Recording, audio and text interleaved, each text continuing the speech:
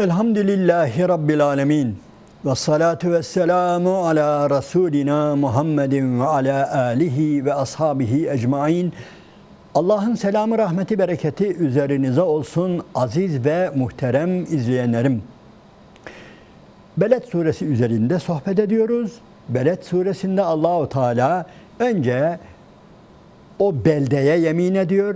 Resulünü orta yere getiriyor. Bir baba ve oğula yemin ediyor. Yani Hz. İbrahim'e, Hz. İsmail'e o Kabe'yi yapan, o Mekke'yi bir şehir haline getiren ve insanları oraya çağıran o babaya, o oğula yemin ediyor ve ondan sonra kendisini bu şehirde güçlü zanneden, kuvvetli zanneden ve insanların aleyhine faaliyet yapan, insanların iyiliğine, hayrına çalışmayan zalimleri, diktatörleri göz önüne getiriyor ve onlara sesleniyor ve onlara hitap ediyor Allahu Teala ve öncelikle onları görüp gözettiğiyle kendilerini tehdit ediyor.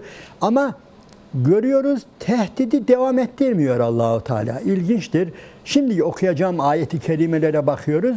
Bu defa insanoğlunun yumuşak damarından giriyor. Vicdanına hitap ediyor. İnsafına, kalbine hitap ediyor. Yüreğine hitap ediyor. İnsafına, adaletine, izanına hitap ediyor. Ve Bismillahirrahmanirrahim. Elem nec'al lehu ayneyn buyuruyor. Yani biz o insana iki göz vermedik mi? O iki gözünü veren biz değil miyiz? Aziz ve muhterem izleyenlerim, şimdi göz üzerine saatlerce konuşabiliriz. Yani bir insan için gözün ne anlama geldiğini şöyle bir düşünelim. Tabii düşünemiyoruz. Niye? Ancak onu kaybedenler bilebilir. Yani gözlerini kaybeden insanlar bilebilir gözün ne anlama geldiğini. Gerçekten Allahu Teala'nın bu dünyada verdiği en büyük nimetlerden birisi yani gerçekten gözdür. Yani bütün mahlukatı, yaratılan her şeyi onunla müşahede ediyor, onunla idrak ediyor, onunla değerlendiriyor, onunla algılıyor. Yani gerçekten Allahu Teala'nın böylesine muhteşem bir nimetidir insana verdiği nimeti ve bir de mecbur değildir ha. Yani herkese böyle bir çift göz vermek zorunda değildir.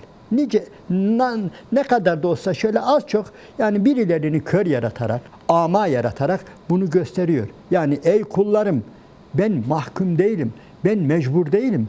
Hepinize mutlaka böyle güzel bir çift göz vermek zorunda değilim. Vermeyebilirim de. Haşa, ben bir fabrika değilim. Fabrika olsa eğer fabrika düşünün bir şeyi eksik yapsa, bir otomobili üretirken farlarını unutsa veya bir şey yapsa hemen içeri geri sürerler. Şunu yanlış yapmışsın, şunu eksik yapmışsın, düzelt de ver diye. Allahu Teala la yus'el amma yef'al. La yus'elu amma yef'al ve hum yus'elun. Kimse ona soru soramaz. Allahu Teala'nın en büyük özelliklerinden, sıfatlarından, vasıflarından birisi budur. Kimse ona niye kör yarattın, niye kel yarattın, niye eksik yarattın, niye topal yarattın sorusunu soramaz Allahu Teala. Kimsenin böyle bir haddi yoktur. Ve Allahu Teala da mahkum da değildir, mecbur da değildir ama vermiş. Verdiyse gerçekten bundan dolayı Allahu Teala bizden ne istiyor? Şükür istiyor. Nankörlük etmememizi istiyor. Elem nec'al lehu ayneyn. Biz o insana bir çift göz vermedik mi? Ve lisanen, dil vermedik mi? Ve şefeteyn, iki dudak vermedik mi? Yani bunlar biz mecbur olmadığımız halde, mahkum olmadığımız halde insanoğluna bunları verdik buyuruyor Allahu Teala. Aziz ve muhterem izleyenlerim, şu nimetler dudaktı, belki hemen orada azıcık bir et gibi de bir olmadığını düşünün hele. Olmadığını düşünün hele. Dünyanın belki en çirkin mahluku oluruz. Dudakları olmayan, dişleri sırıtan bir mahluk olduğumuzu düşünün. Gülünç gelir yani. Sadece güzellik içinde değil. Dilin nesini anlatalım? Güç yeter mi şu dili anlatmaya? Bizi şurada dikkat ederseniz birbirimizi konuşturan, dinlettiren şu nimet, meramımızı anlatma. O da ayrı bir olay. Yani sadece inanınız ki yani artık konuşmayı falan bir tarafa bırakın. Dil dünyanın var ya en önemli mucizelerinden birisi. Yani hatta şöyle söyleyelim. Dil var ya bir insan üzerindeki en cesur organdır ha. Yani düşünün hele bir yemek yerken o dişlerin arasında böyle fırıl fırıl gittiğini. Yani dişler böyle durmadan dönüyor ve birbirini çiğniyor o keskin dişler birbirini yani ve bu da altından alıyor veriyor. Yani bu bile gerçekten bu bile muhteşem bir olaydır. Ama öteki taraflarına gitmiyoruz. Yani lisan bölümüne gitmiyoruz. O kadar öylesine muhteşem bir şeydir. Allah-u Teala kullarını tehditten hemen böyle bir onların bir de yüreğine hitap ediyor. İşte böyle bir Rab var. Dikkat edin benim. Size bunları veren benim. Yani bütün bunlardan dolayı yani sizin bunları bilmeniz ve bunun yani gereğini yapmanız, bunun şükrünü yapmanız, bunun için bir teşekkürde bulunmanız, bunun farkında olmanız gerekmez mi? Elem nec'al lehu ayneyn ve lisanen ve şefedeyn ve hedeynâhün necdeyn ve bir de sizin önünüze iki yol çıkarttık buyuruyor Allahu Teala. Sizin önünüze iki yol çıkaran, iki büyük yol çıkaran da Allahu Teala'dır. Bu yolu söylerken hemen aklımıza daha önceki sohbette bir ayeti kerime gelmişti vardı. Onu hatırlayalım. Lekad halaknel insane fi kebet. Andolsun ki biz insanı bütün güçlüklere, zorluklara tahammül edecek bir çapta, yapıda, kıvamda yaratmıştık buyuruyor. İşte o yolda onlardan birisi zor yol diyor. Evet ve hedeynâhün necdeyn onun önüne iki yol çıkarttık. Demek ki bunlardan birisi kolay yol, basit yol. Biri de evet o yaratılışına uygun olacak şekilde tırmanabileceği bir başka yol çıkarttık.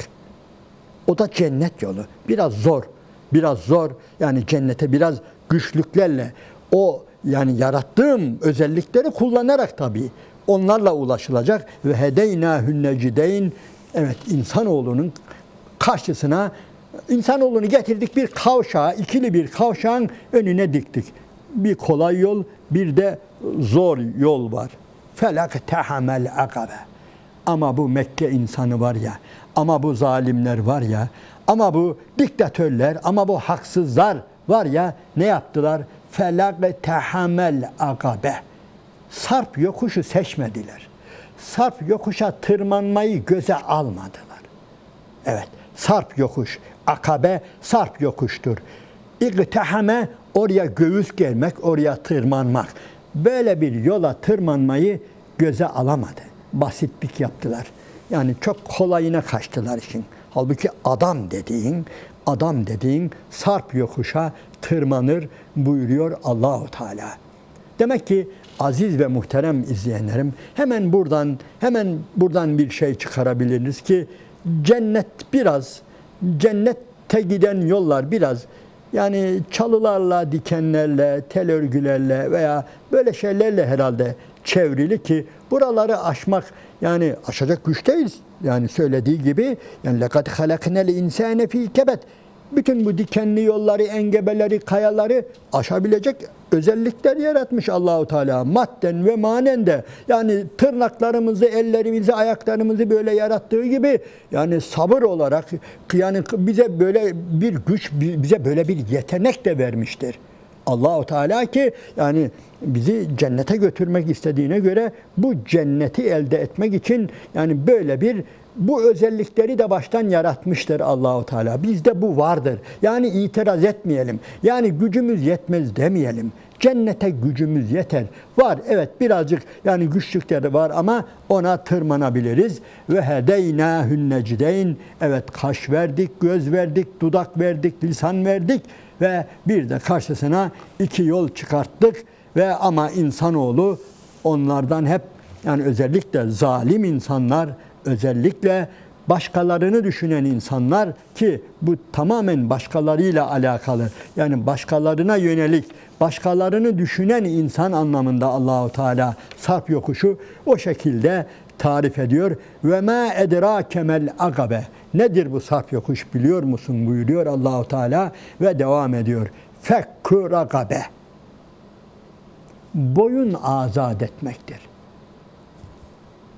Fekku rakabe, yani o sarf yokuş nedir? İnsanoğluna özgürlüğünü kazandırmaktır. İnsanoğlunu kölelikten kurtarmaktır. Bizim bildiğimiz, yani eğer o anda, yani biz bu ayetlere muhatap olduğumuz zaman eğer bir takım kölelere şahit olmuşsak, köleler varsa insanların içerisinde birinci görevimiz insanoğlunun onurunu, haysiyetini, izzetini kurtarmak için onları kölelikten azat etmek. Birinci yol budur. Bir insanın tırmanacağı en önemli yokuş budur aziz ve muhterem müminler. Bir mümini boyunduruklarından kurtarmaktır. Baskılardan kurtarmaktır. Bu her türlü baskıdır. Her türlü zulümdür. Her türlü maddi, manevi esaretinden onu kurtarmaktır. Adam olmanın, büyük adam olmanın en önemli yolu budur. Şimdi aziz ve muhterem kardeşlerim, yani bu ayeti kerimeler üzerinde gerçekten çok düşünülmesi gereken ayeti kerimeler. Neden?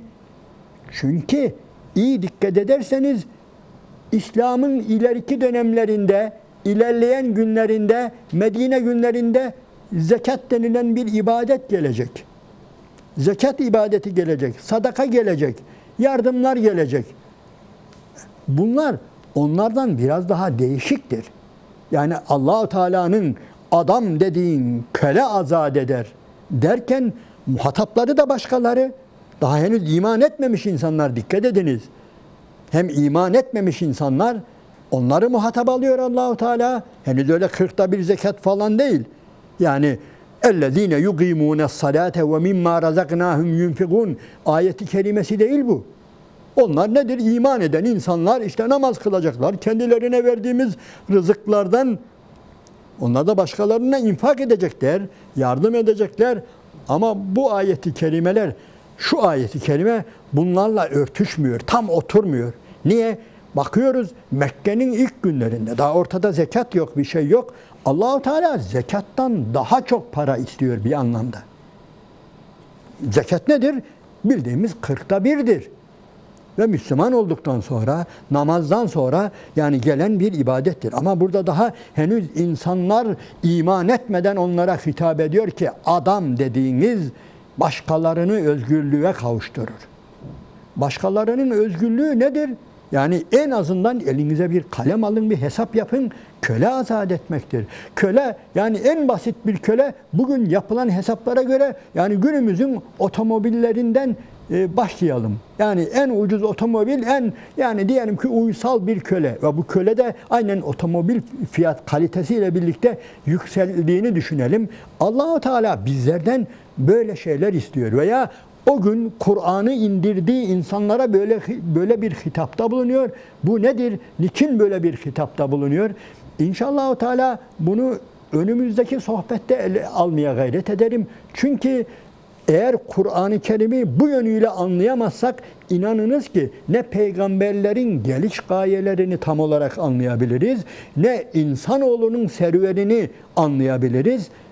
Onun için ne İslam'ı ne Kur'an'ı ciddi olarak anlayamayız. Onun için niçin daha hemen ilk günde Allah-u Teala koskoca miktarlar insanoğlunun önüne sunuyor. Yani insanoğlundan, yani adam dediğin şu kadar para harcar diye böyle bir teklifte bulunuyor. İnşallah bunu önümüzdeki sohbetlerde izah etmeye çalışalım. Allah'ın selamı, rahmeti, bereketi üzerinize olsun aziz ve muhterem kardeşlerim.